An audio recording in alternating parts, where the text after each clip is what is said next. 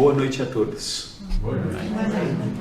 Que alegria iniciarmos este ciclo de palestras nesta casa, nesta associação, que nos recebe com tanto carinho, com tanto amor, com tanta fraternidade. Trago um abraço especial dos amigos espíritas, do Centro Espírita Perdão, Amor e Caridade e do Núcleo Chico Xavier, a qual colaboramos ativamente, diariamente, na cidade de Itapira, no estado de São Paulo. Que Deus, o nosso Pai, e que Jesus, o nosso Mestre Maior, nos envolva nesta oportunidade que estamos tendo de nos encontrarmos neste templo de luz. É sempre uma alegria vermos um ponto de luz nascendo.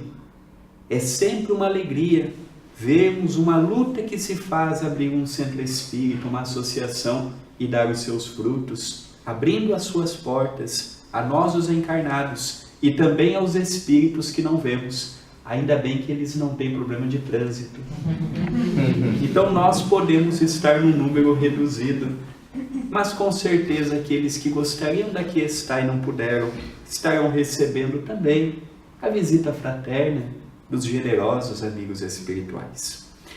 Nesta noite fria, porém abençoada, nós estaremos conversando um pouquinho sobre o amor.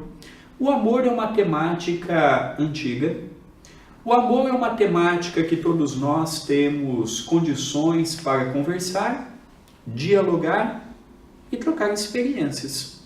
Mas nós temos visto no seio da humanidade que a maior carência e ausência que nós vemos, seja em que parte for, nos países do hemisfério norte, como o caso de Portugal, os países no hemisfério sul, como o caso do Brasil, é a ausência do amor.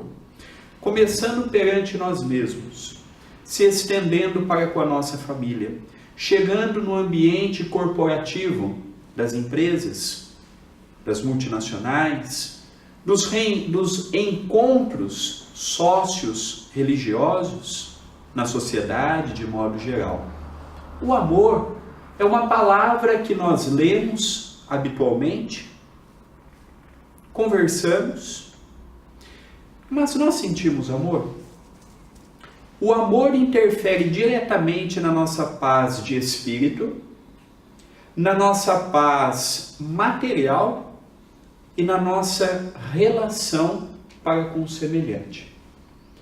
Amar não é simplesmente eu ouvir, falar, abraçar.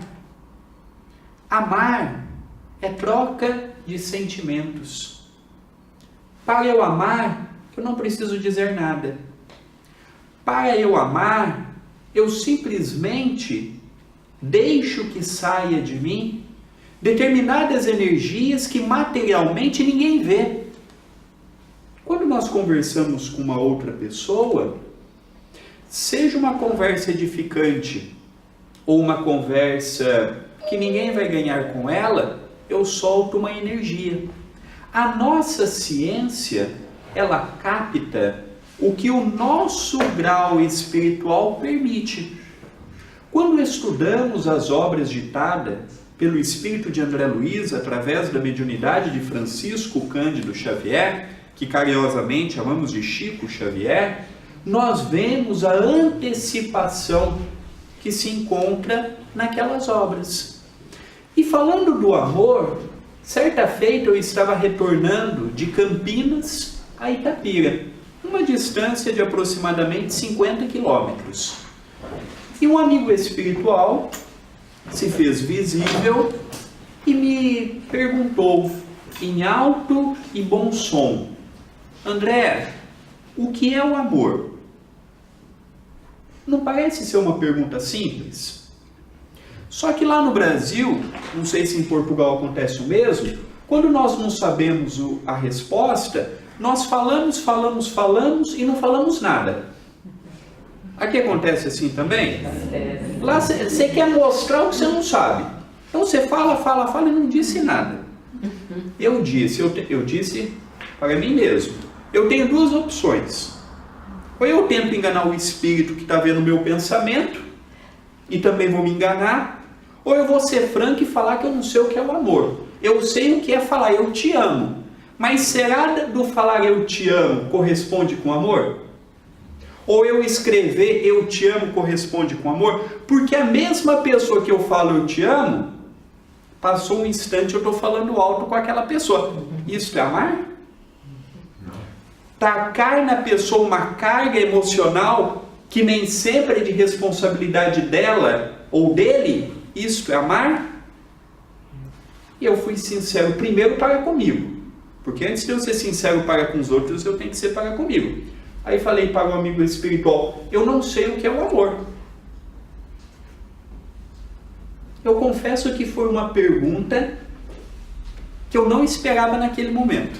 O que é o amor? Nós, no meio cristão, não apenas no meio espírita, no meio cristão, na igreja católica, na igreja protestante, dentro de uma associação espírita, não é um tema popular? Amor, caridade, perdão? Mas quando eu sou convidado a praticar, é difícil. O amigo espiritual, carinhoso, atencioso, apenas me disse: quando chegar à tua casa, após o convívio com a família, veja o maior mandamento. Cheguei em casa, cumprimentei os familiares, almoçamos, fui para o quarto. O que mais tem em casa é Evangelho segundo o Espiritismo. Tem dentro do carro, tem na casa de banho, tem nos quartos, tem na sala. Todo lugar tem. Peguei o Evangelho, fui no sumário. Maior mandamento. Vamos lá. Para minha surpresa, é o único item do Evangelho que se repete por 2 vezes.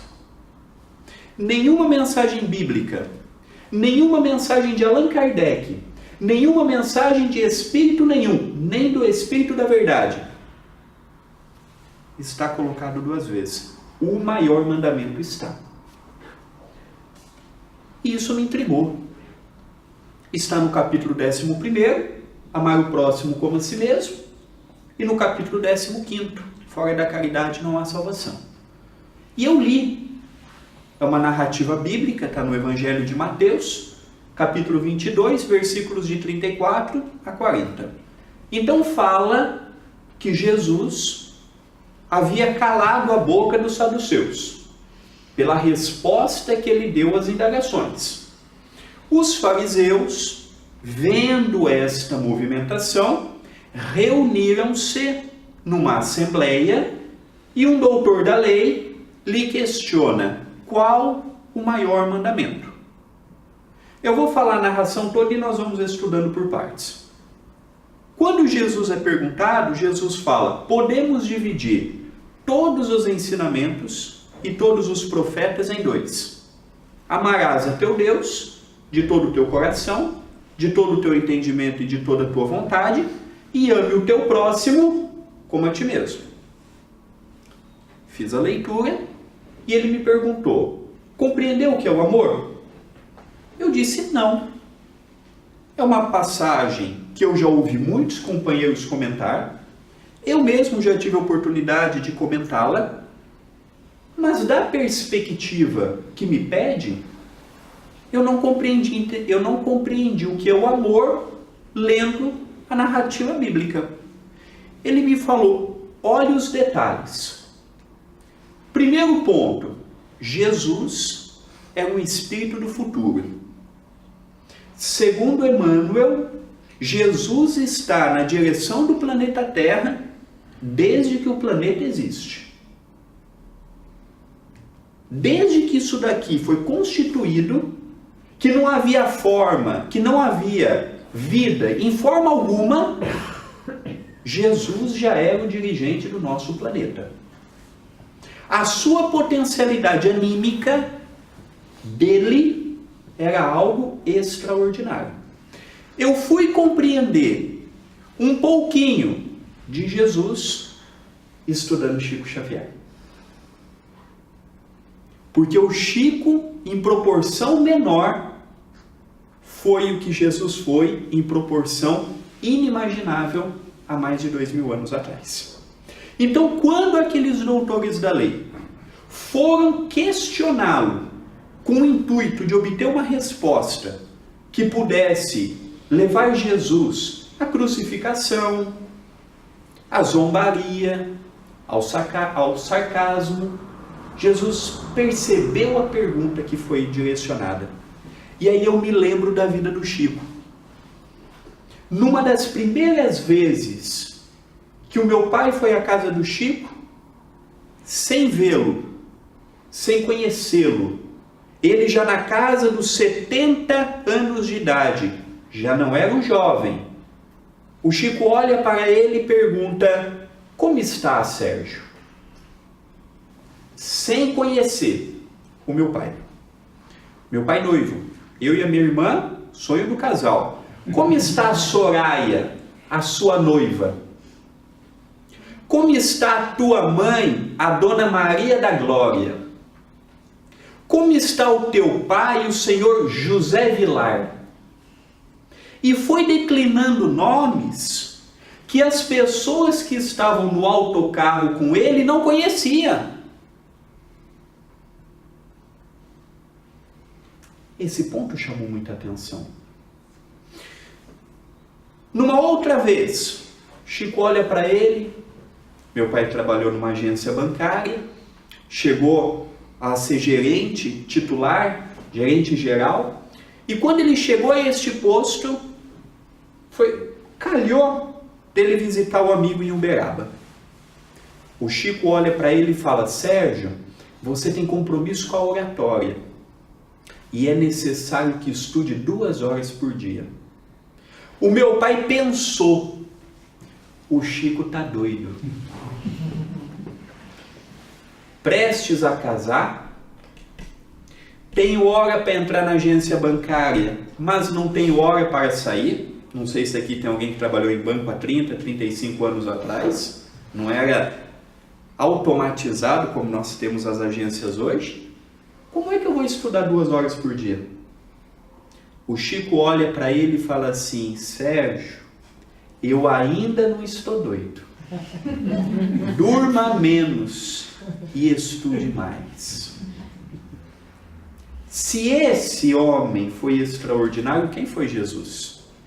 A qual as religiões, ao longo dos séculos, brincaram com este nome venerável, ao ponto de nós termos países na Europa altamente céticos, templos lindíssimos, vazios por dentro.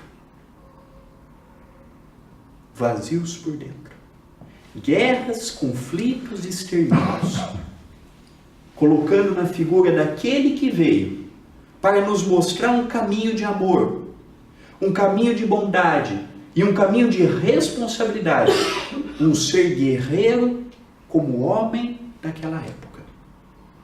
E quando nós temos uma pessoa fiel a ele, como foi o exemplo de Chico Xavier e de outros e outras, porque tivemos extraordinárias mulheres cristãs e não cristãs que deixaram rastros de luz na terra, nós passamos a compreender o que é o amor. Nós passamos a compreender a fala de Jesus. E quando Jesus ouve aquela pergunta, qual o maior mandamento? E viu no semblante de cada doutor da lei, de cada rabi da Galileia, de cada pessoa importante que compunha a religiosidade da época, Jesus falou: que pensamento pequeno. Poderiam perguntar sobre tantas coisas e querem me testar. E quando ele nos fala amar a Deus, ele mostra para todos nós que a vida tem um princípio. E quem permitiu que esta vida tivesse um princípio foi Deus. Vida é uma, existências são múltiplas. Eu perco o corpo, mas não perco o espírito. O corpo irá desencarnar daqui a algumas horas, alguns dias, alguns anos, algumas décadas. A única certeza que temos é que retornaremos para o mundo espiritual. Mas lá, dependendo do lugar que fizemos escolher por nós mesmos, teremos a oportunidade de continuar nossa jornada evolutiva. Importantíssimo compreender que a evolução é individual, mas vivemos numa sociedade. E quando ele nos fala, depois do amor a Deus, amar o próximo com a medida nossa, eu me indaguei. Alguém gostaria de receber algo que não fosse o melhor do próximo? Para receber o bom do próximo, eu tenho que dar o meu bom. Para eu receber o melhor do meu próximo, eu tenho que dar o melhor que eu carrego em meu coração. E quando eu li, e eu perguntei para o amigo espiritual qual a perspectiva que ele me passou, ele simplesmente me disse: André, isto é o amor divino. É para os bem-aventurados. É para os puros de corações.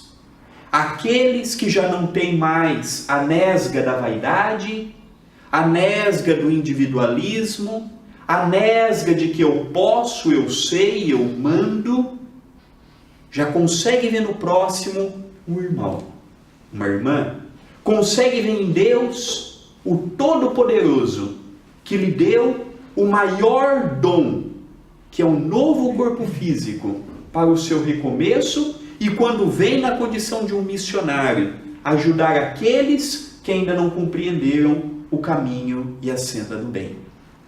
Isso é o amor divino. Inverta a ordem.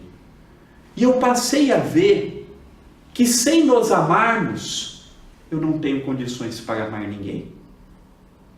Nos amar é ver que nós temos a melhor oportunidade que poderíamos ter. Se nós pudéssemos mudar, quem de nós não mudaria o nosso corpo físico? Ser mais alto, ser mais baixo?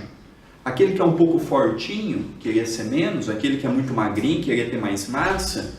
Aquele que é calvo, queria ter mais cabelo? Aquele que tem muito, queria ter menos? Nós somos felizes com o corpo físico que nós temos?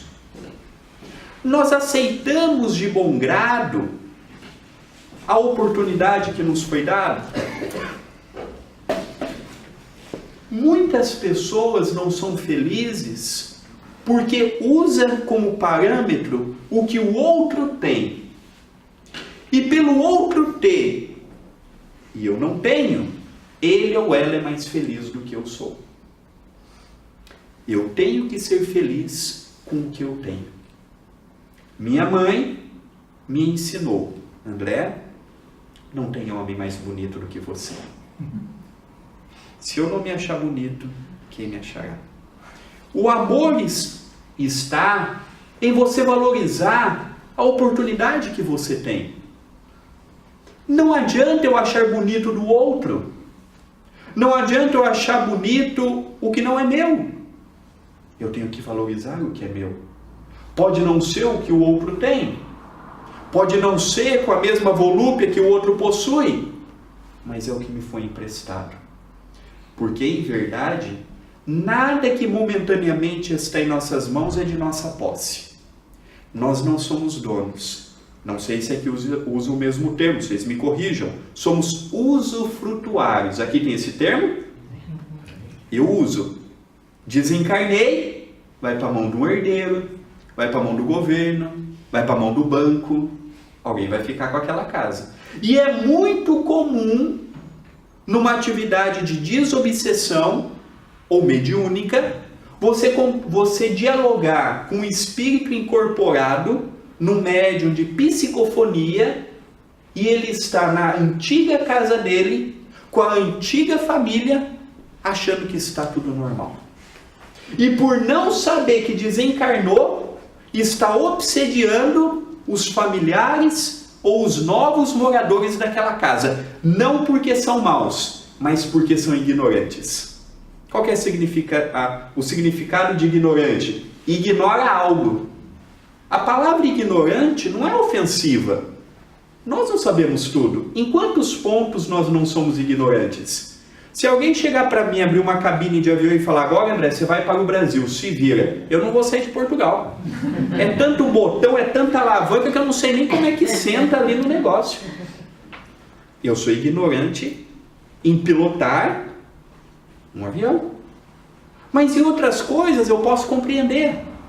E eu, trocando experiência com o piloto me levará ao Brasil. E eu poderia ajudá-lo de outra forma. Troca de experiência. Se eu soubesse tudo, a vida teria graça?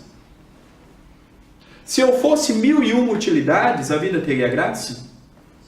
O bacana é nós não sabermos e darmos atenção para aquele que sabe, formando uma sociedade. Nem sempre justa, nem sempre igualitária. Mas para o padrão da Terra, por um tempo ainda se verificará desta forma. E quando eu compreendo que o que eu tenho é na medida que eu preciso, eu paro de culpar os outros. Nesta mesma existência, quem já não culpou Deus pelo sofrimento? Quem já não culpou Deus por uma crise no casamento? Quem já não culpou Deus por um revés financeiro? Aí eu sempre conto aquela situação que nós passamos no dia a dia. Estou falando muito rápido? Tá bom? Tá dando para pegar? Então tá bom. Quando eu estou numa discussão acalorada com a minha companheira, a companheira para com o companheiro, eu me exalto, eu uso palavras que machucam. É Deus falando na minha boca? Não. E se algum espírito me envolve, espiritualmente falando, quem deu abertura para ele?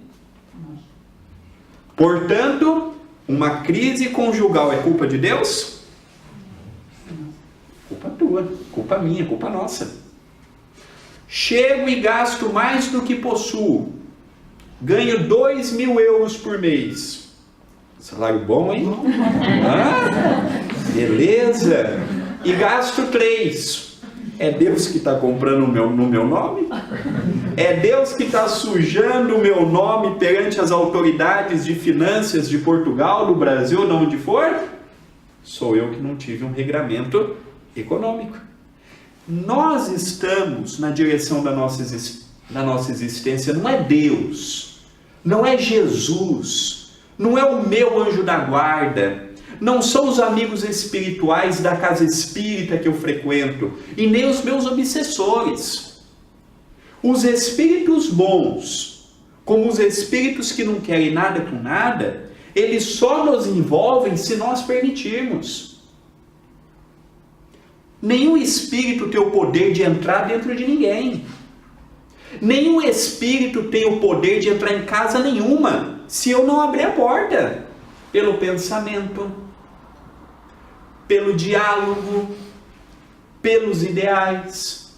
Se atrai os espíritos pela afinidade. Ninguém sabe os pensamentos que eu estou tendo. Posso parecer uma pessoa que não sou, mas espiritualmente eu não engano como engano o outro encarnado. Para os espíritos, eles veem quem eu sou. Não existe pensamento encoberto. Não existe segredos. Não existe crime brilhante que fique encoberto perante o mundo espiritual. Perante o homem pode ocorrer. Vemos em Missionários da Luz, terceiro livro, que compõe aquela série dos 13 livros de André Luiz, por Chico Xavier, falando da vida no mundo espiritual. E lá nós temos no capítulo 11, quando André Luiz e Alexandre nos narra um triângulo amoroso, em que tinha um casal, Noé e Esther, e entrou nesta história Raul. Se apaixonou por aquela moça. Cometeu o crime de tirar a vida de Noé. Casou com a moça. Mas não aguentou de remorso e se suicidou. Para a sociedade, Noé havia se suicidado e Raul foi assassinado. Mas qual que era a verdadeira história? O inverso. Noé foi assassinado e Raul, não aguentando de remorso, se suicidou. Nós podemos passar uma imagem. Nós não temos que estar preocupados com o que os encarnados vão pensar de nós. Temos que estar preocupados também com o que os espíritos vão pensar a nosso respeito. Em especial, naqueles momentos que fazemos os nossos pedidos íntimos. Seremos ajudados conforme o verdadeiro pedido que estamos realçando. Às vezes o pedido é nobre, é digno, mas por debaixo do pano está um outro pensamento que não caminha com o que a pessoa está pedindo. Olha como a vida aqui na Terra se faz de detalhes. Um simples detalhe pode mudar toda a nossa existência, como foi o caso desta situação narrada no livro Missionários da Luz.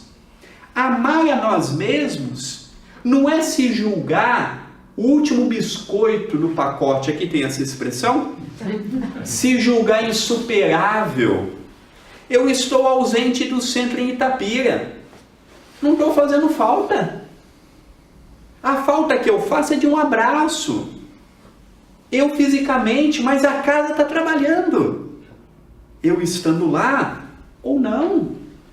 E assim tem que ser. André Luiz, no livro Nosso Lar, qual que era o maior sonho dele? Ver a família. O que ele pensou? Minha esposa está chorando por mim. Meus filhos estão com saudade de mim. Quando ele chega na casa dele, a mulher dele tinha casado com outro. E ele ainda é convidado a ajudar o companheiro da esposa que estava num leito na sua própria casa. Os filhos continuaram a vida. Seguiram o caminho adiante. Nós temos que deixar rastro de luz, já que não sabemos quanto tempo teremos. Aqui em Portugal nós fazemos igual lá no Brasil. Pegamos uma dor física pequena e fazemos dela uma grande dor. Lá nós procuramos até na dor competir. Encosta alguém em nós e fala assim, eu estou com uma enxaqueca. Ah é? Isso é pouco. Eu tenho enxaqueca, eu tenho isso, eu tenho aquilo outro. Até na dor queremos ser mais do que os outros. E conta Humberto de Campos, pela Lavra Mediúnica de Chico Xavier, de um personagem chamado Marcos. Espírita, como nós somos, trabalhador, companheiro ativo, prestativo. E quando ele estava participando de uma atividade de desobsessão, foi-lhe perguntado, mas antes de fazer a pergunta, lembremos, Marcos tinha esse problema. De uma pequena dor física, era maior, a pior, ia comprometer todo o seu corpo físico. Reclamava, questionava.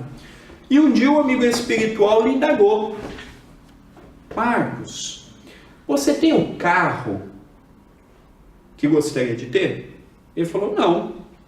E o amigo espiritual perguntou, por que não? Porque eu não tenho dinheiro. Se eu tivesse dinheiro, naturalmente eu teria um carro melhor do que o que eu tenho. Então, o amigo espiritual disse para ele, então Marcos, você agradeça a Deus. Aí ele perguntou, agradecer? Além de eu não ter o carro que eu gostaria de ter, eu tenho que agradecer? Tem. Porque aqui no mundo espiritual nós pegamos todo o dinheiro espiritual que você podia e o que deu para fazer foi esse corpo físico que você tem. Só não tem melhor porque o dinheiro espiritual faltou. Eu nunca mais reclamei do meu corpo físico. Às vezes eu olho no espelho, está tendo umas entradas aqui, eu falo, graças a Deus. Deixa as entradas aí, tem entrada, tem saída, mas não tem problema. Eu olho pro meu pai careca também, não quero ser cabeludo. É agradecer. Quantos que gostariam de ter o que nós temos? Quando eu saio do âmbito individualista, aprendo a ver que além de mim, eu vivo numa sociedade, é verdade, uma sociedade em que os interesses são diferentes uns dos outros.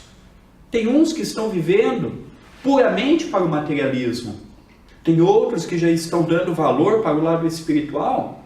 Dentre muitos que aqui estão, se alguém dissesse assim há 10 anos atrás, daqui a 10 anos você vai numa associação espírita, você acreditaria?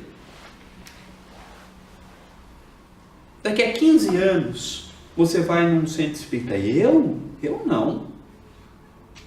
Aquilo é para doido. Quantos de nós que algum tempo atrás não acreditaríamos que hoje aqui estivéssemos? Tudo na vida é sujeito a modificações. Umas para melhorar a nossa existência, outras é um passo atrás que nós damos.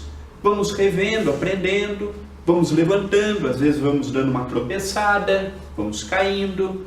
A vida ainda não é apenas de acerto. Seria muito bom se não errássemos, mas ainda não tem como.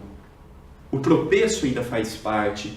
O importante é nós sempre levantarmos, não perdermos o otimismo.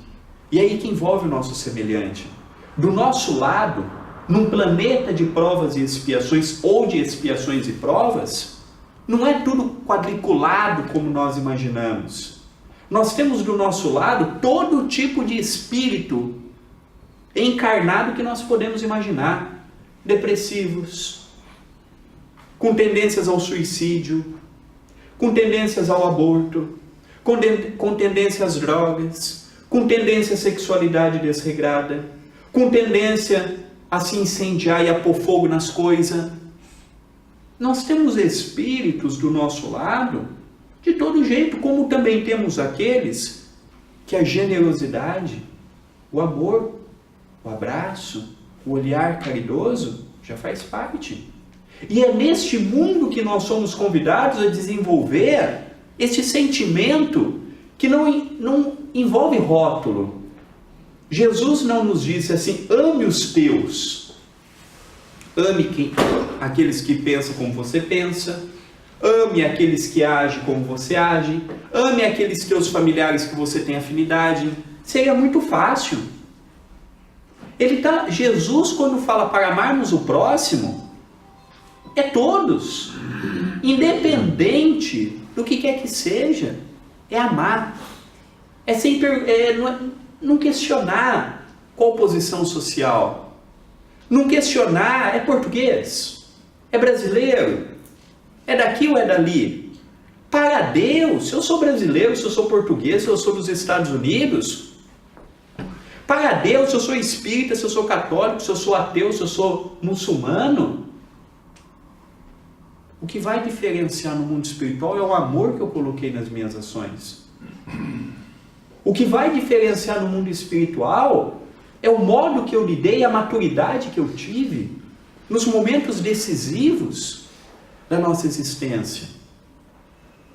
Jesus é perguntado, Allan Kardec pergunta no Livro dos Espíritos, questão 625, qual guia e modelo para nós os espíritas? Se um dia alguém perguntar para o espírita, qual que é o teu guia? Qual que é o teu modelo? É um só. Vede Jesus. Ali está todo o embasamento moral, espiritual e intelectual. Se eu sou cristão, se eu tenho Jesus como lema, eu sou convidado a perguntar a mim mesmo: Jesus no meu lugar, o que falaria? Jesus no meu lugar, como ele agiria? Em algum momento Jesus levantaria um contra o outro?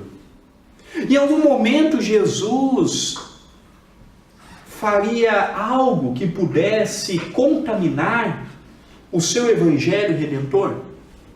Ontem ainda, no núcleo Chico Xavier, pela manhã, antes de pegarmos o avião para chegarmos hoje de madrugada, estávamos estudando dai a César o que é de César.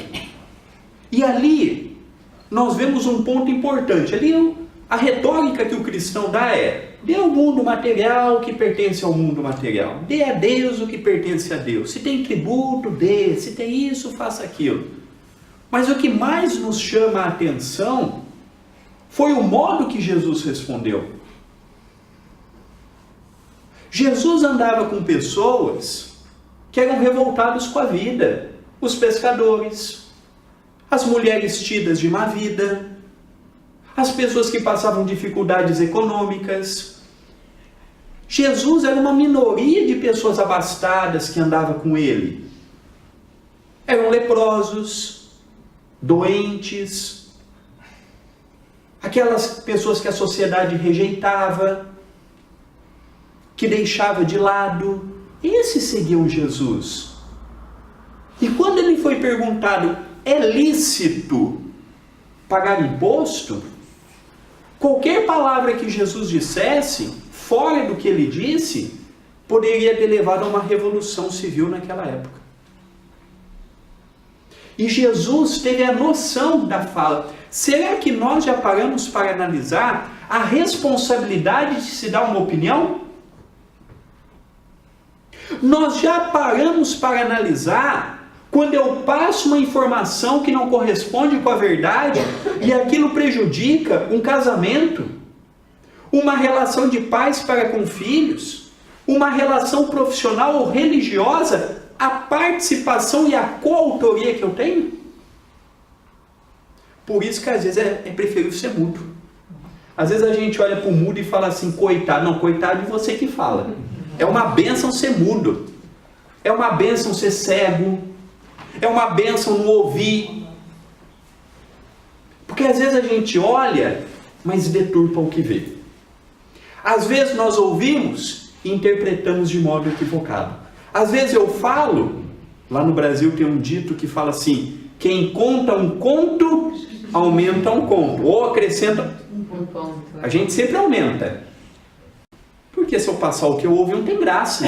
Eu vou dar o meu pitaco aqui também. Então nós vemos a responsabilidade que é quando nós somos convidados a emitir uma opinião sobre um assunto. Uma simples palavra, se a pessoa não tiver uma posição espiritual firme, uma palavra pode desencadear um pensamento de suicídio. Quantas pessoas não escolhem determinado caminho equivocado, não porque a pessoa é ruim, mas por falta de pessoa que incentivou no bem? Quantas pessoas não deixam de fazer o bem por falta de estímulo, começando em casa? Começando em casa. Então são esses pequenos detalhes que nós, os cristãos do século XXI, precisamos nos atentar. Estamos numa época em que o desenvolvimento se verifica em todas as ordens. Engana-se quem acredita que a Terra está parada no tempo e no espaço.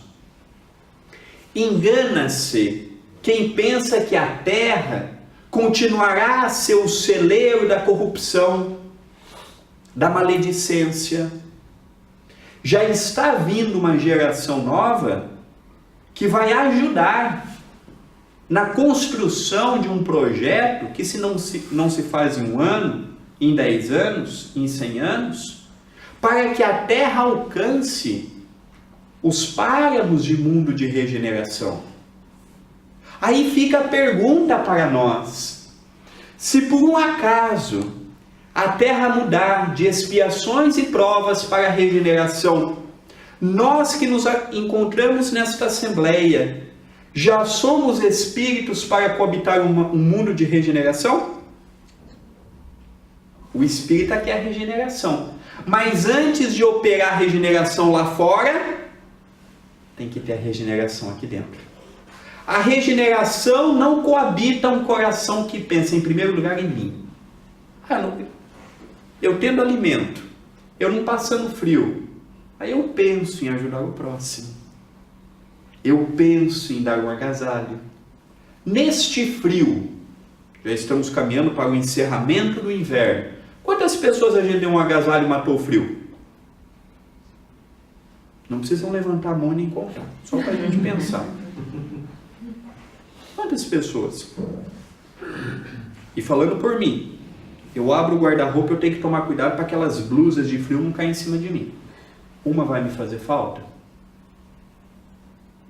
Vou dar trabalho quando eu desencarnar para os meus familiares ter que distribuir. O apego a uma simples blusa, uma simples calça.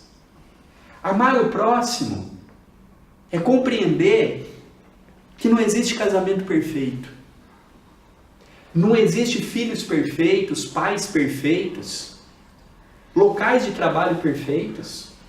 Simplesmente não tem. Estamos em evolução. Tudo está sujeito à transformação.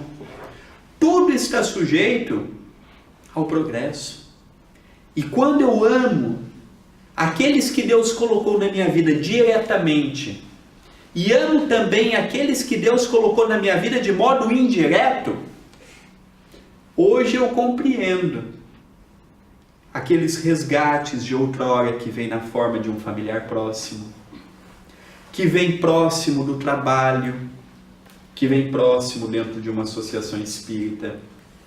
São esses reencontros, amigáveis e difíceis, que nós vamos conseguindo deixar para trás uma fase muito difícil da nossa evolução, que foi aquela fase em que eu olhava apenas para as minhas necessidades e o próximo era apenas o próximo.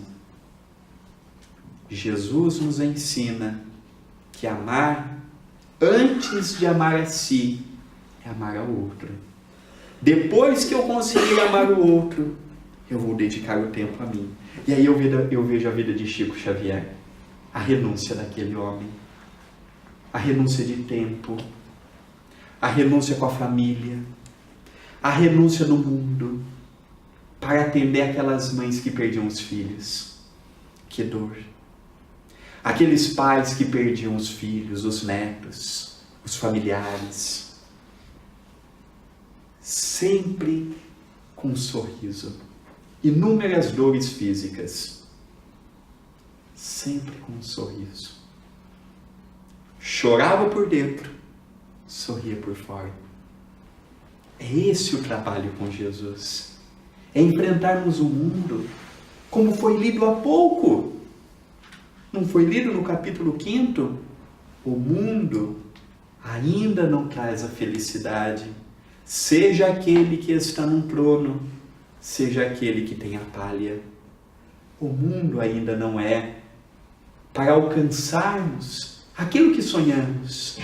Mas se trabalharmos, se esforçarmos, naturalmente do outro lado atingiremos o que tanto sonhamos.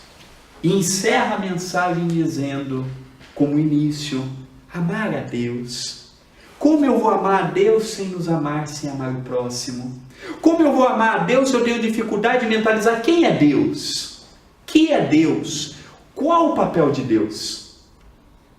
Quando eu falo de Jesus, eu lembro de um homem com os seus cabelos partidos a nazareno, ao meio, com uma barba bem feita.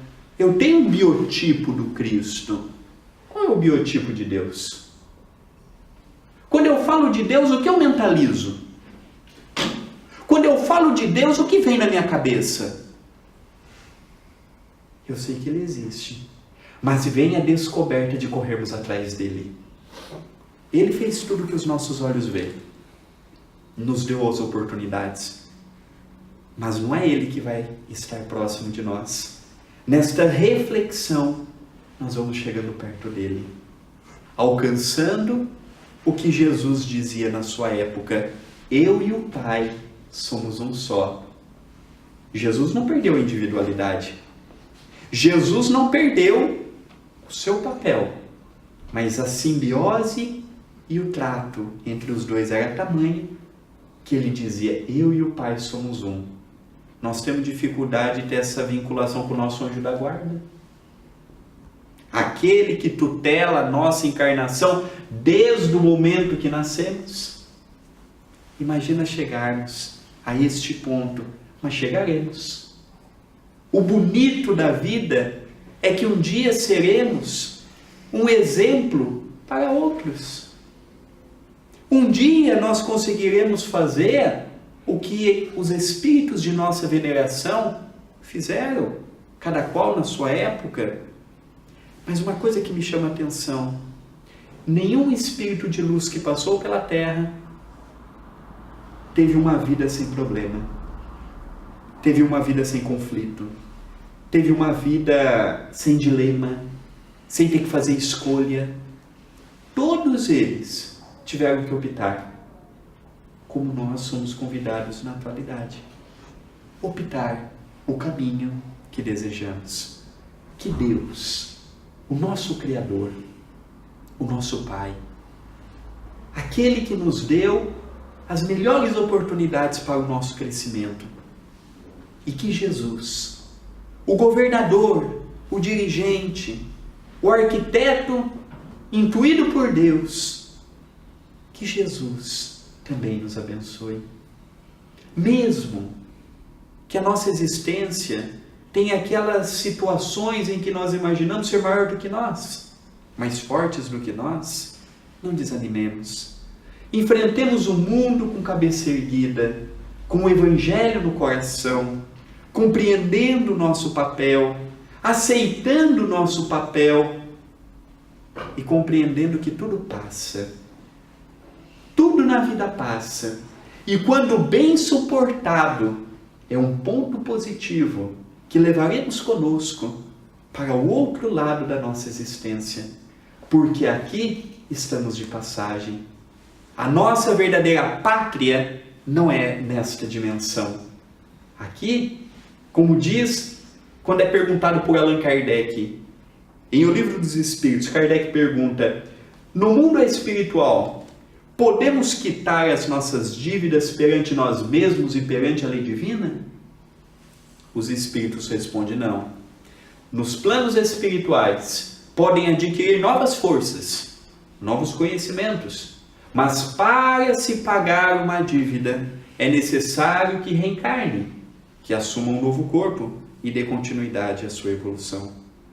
Se nós desencarnarmos hoje, todos nós, sem exceção, vamos pedir por uma nova oportunidade. Já que nós sabemos a oportunidade que estamos tendo, não vale a pena esforçar um pouco mais? Será que na próxima teremos a maturidade que estamos tendo hoje? Será que na próxima teremos o corpo que nós temos hoje? Será que na próxima teremos as condições favoráveis que nos permite o desenvolvimento do bem e da ampliação do lado espiritual, como estamos tendo hoje? Aproveitemos o tempo. O tempo é uma situação que não aceita desaforo. Você perdeu, ele não volta mais. Use o tempo com sabedoria, com amor, com carinho, e que Deus e Jesus nos envolva, dando a todos nós o ensejo e a esperança, a alegria e o consolo para seguirmos sempre adiante. Muita paz no coração de todos. Nós temos apenas 2 recadinhos que nós pedimos para dar. O primeiro, a pedido dos amigos espirituais, há aproximadamente 6 meses, a TV A Caminho da Luz, que é um